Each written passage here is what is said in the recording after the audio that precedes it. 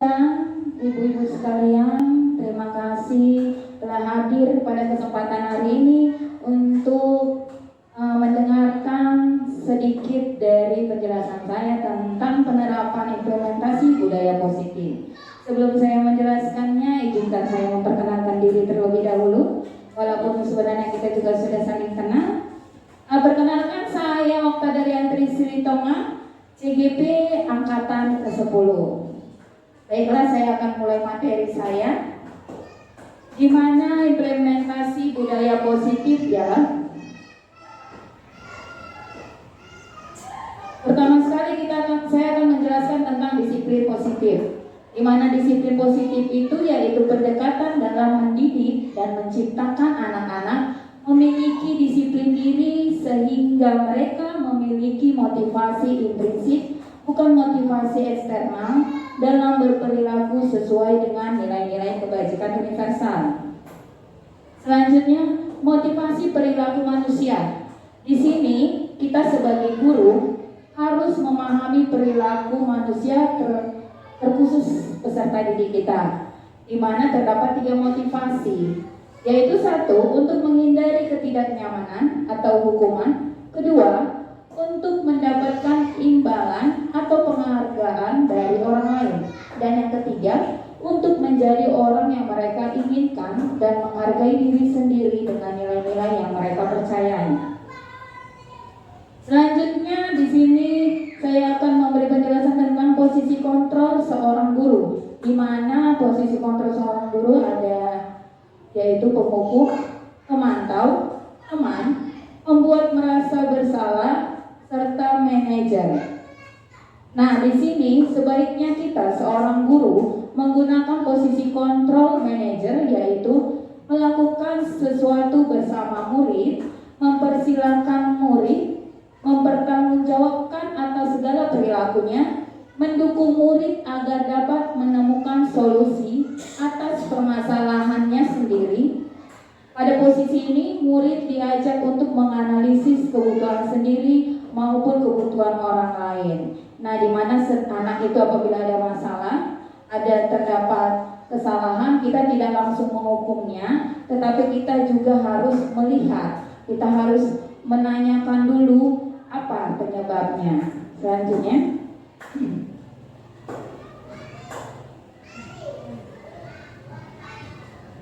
keyakinan kelas. Di sini guru berperan dalam mewujudkan terbentuknya keyakinan sekolah atau kelas dengan adanya kesepakatan antara guru dan murid. Keyakinan kelas tersebut berisi pernyataan yang mudah diingat, dipahami, dan harus diterapkan di lingkungan sekolah.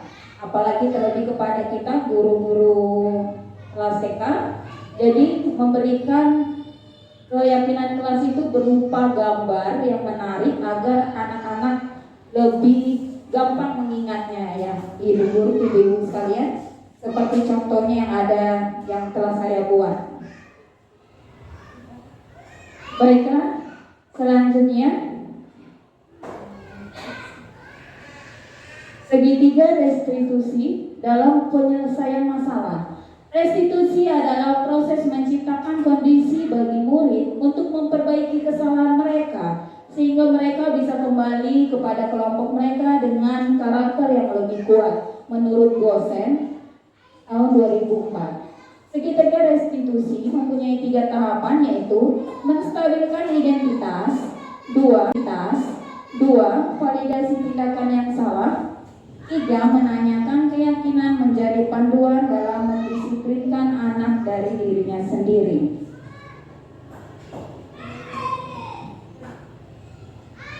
Baiklah ibu sekalian, demikian penerapan saya mengenai tentang budaya positif. Alangkah baiknya kita sedikit merefleksikan diri untuk kita semua. Apabila ada ibu-ibu memberi tanggapan, masukan atau pertanyaan, saya persilakan. Oke, terima kasih buat Ibu Nita. Ibu Nita, saya persilakan. Baiklah, terima kasih atas kesempatan yang telah Ibu berikan. Di sini saya mengapresiasi PPT yang sudah Ibu buat karena materinya cukup jelas dan juga cukup mudah untuk dipahami dan PPT-nya juga sangat menarik dan sangat bagus. Di sini saya ingin bertanya kepada Ibu Okta terkait materi yang sudah Ibu sampaikan. Tadi kan ada tentang kesepakatan kelas. Nah, saya ingin bertanya dari kesepakatan kelas yang sudah Ibu terapkan, apakah anak-anak sudah mengikuti kesepakatan kelas yang sudah Ibu terapkan tersebut? Iya, terima kasih Bu Nita untuk pertanyaannya. Di sini saya akan mencoba menjawab ya Ibu Nita. Kesepakatan kelas apakah sudah terlaksana begitu Ibu Nita? Karena anak TK kita kan sebagai model bagi mereka. Jadi kita juga harus terus secara konsisten selalu mengingatkan mereka tentang kesepakatan kelas. Karena itu makanya saya selalu setiap mulai pembelajaran selalu mengingatkan kepada mereka, menunjukkan gambar ini agar mereka melaksanakannya. Dan ya puji Tuhan untuk saat ini hampir keseluruhan bisa terlaksana. Namun ada kalanya memang anak murid itu lupa kembali, melakukannya kembali kesalahan tersebut. Tapi dengan seiringnya kita selalu mengingatkan, memotivasi, serta secara konsisten memberitahukan kepada murid, ya puji Tuhan akan terlaksana dengan baik. Terima kasih. Apabila ada lagi kekurangan, gitu. Terima kasih Bu Nita. Untuk rekan yang lainnya, terima kasih Bu.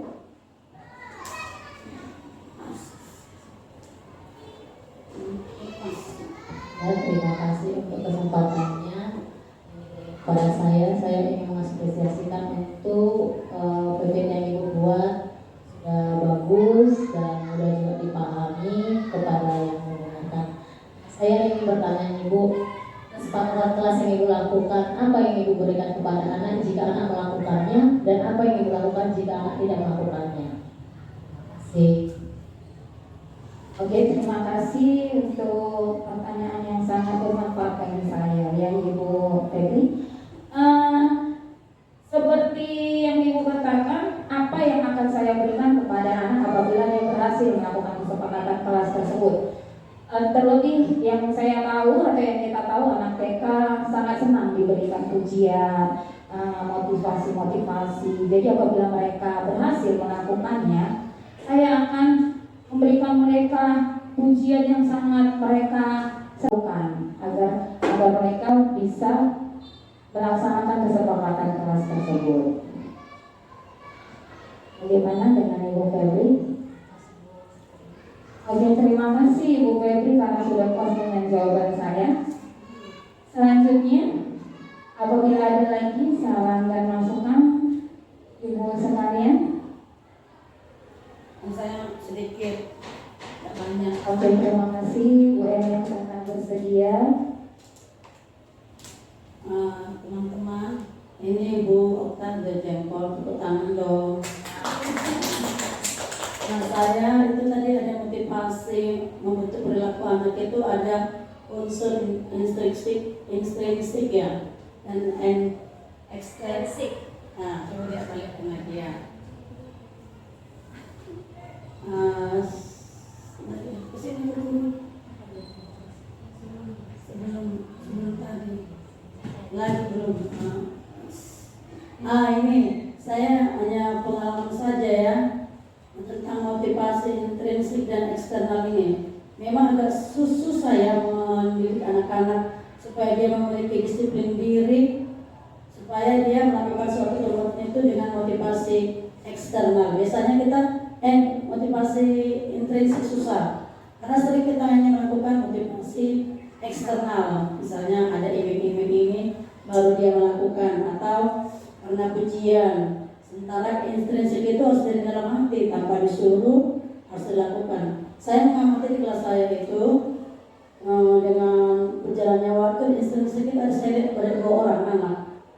Ya, 2 orang anak itu namanya Apta dan Gisela. Kenapa saya katakan dia memiliki motivasi intrinsik, dia sebelum masuk sekolah itu kita ajari bagaimana merapikan ini, dia sampai saat ini setia dalam hal itu. Jadi kalau misalnya ada barang berserak selesai kita belajar, dia sendiri bukunya disimpan, sampai yang ada jatuh diambil. Itu saya rasa motivasi intrinsiknya bagus, luar biasa. Pasti itu didikan dari keluarga juga. Kalau yang eksternal ini tunggu puji bu guru enggak ya baru dilakukan. Kalau kita puji orang lain baru dia melakukannya, berarti belum intrinsik. Jadi itulah, sebagai saya sebagai guru juga agak susah, perlu perjuangan juga untuk menanamkan perilaku pada anak-anak agar mereka memiliki motivasi intrinsik. Semoga kita bisa melakukannya di kemudian hari. Terima kasih. Kita beri aplaus dulu kepada Ibu Ellen. Ibu Ellen memang itu sangat sulit kita lakukannya Bu, tapi bagaimanapun kita sebagai guru TK, sebagai model bagi anak-anak tidak akan pernah lelah untuk memberikan contoh terus-menerus secara konsisten agar mereka melakukan segala sesuatu itu langsung dari dalam diri tanpa harus diberi ujian iming-imingan begitu Bu. Terima kasih untuk masukan Ibu Ellen yang sangat bermanfaat, dan semoga budaya positif dapat kita laksanakan secara baik di lingkungan sekolah kita, terlebih lagi di dalam kelas kita masing-masing. Demikian dari penerapan dari saya, Okta Deliantri Sritonga. Terima kasih untuk hari ini. Shalom.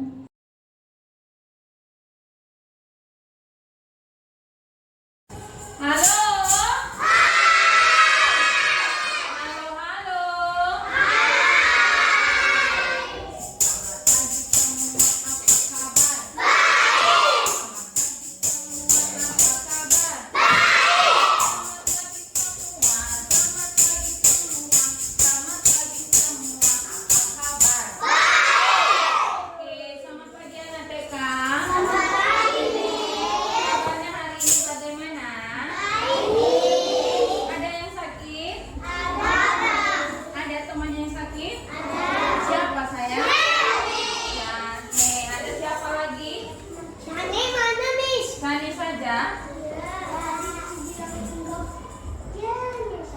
Jangan, dia kan sekolah.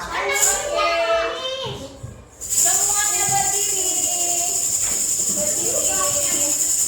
Masih ingat gak lagunya yang aku pohon kecil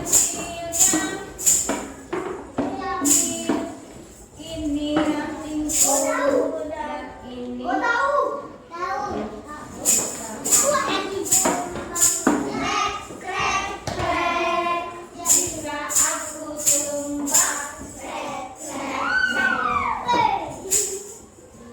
Bisa? Oke.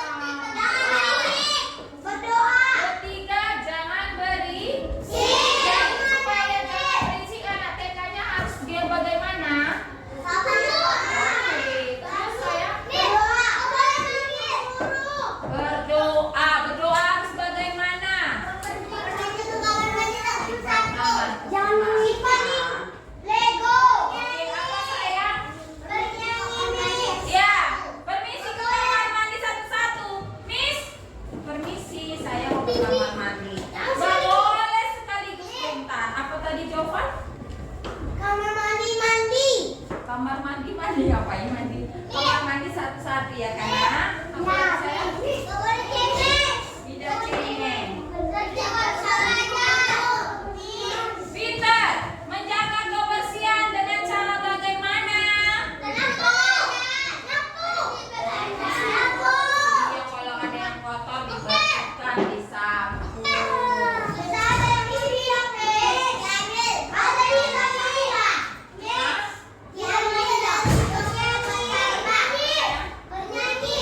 Bernyanyi, ya itu bukan kelas. Nah itu kalau harus kita lakukan. Oke, mengembalikan permainan ke tempatnya, mengembalikan barang-barang ke tempatnya. Nah kalau misalkan ambil bukunya dikembalikan ke tempatnya atau dibiarkan di meja. Dikembalikan. Kalau main Lego dibiarin atau disusun kembali pada tempatnya. Oke, semua lihat ke papan tulis. Ya, oke. Nih lihat Miss Okta. Miss Okta juga sudah kasih gambar tentang baca. Nah, kesepakatan kelas itu siapa yang buat anak TK? Bukan Miss Okta. Bukan anak TK-nya aja, tapi kita bersama-sama. Terus siapa yang melaksanakannya? Siapa yang melaksanakan kesepakatan kelas ini? Sama? Anak-anak TK, suster, kita sama-sama melaksanakan kesepakatan kalau ada anak TK yang melanggar kesepakatan kelas itu. Apa sayang? Iya. Oke, lihat contohnya seperti ini. Ini ada gambar yang Miss buat tentang kesepakatan kelas. Nah, yang pertama,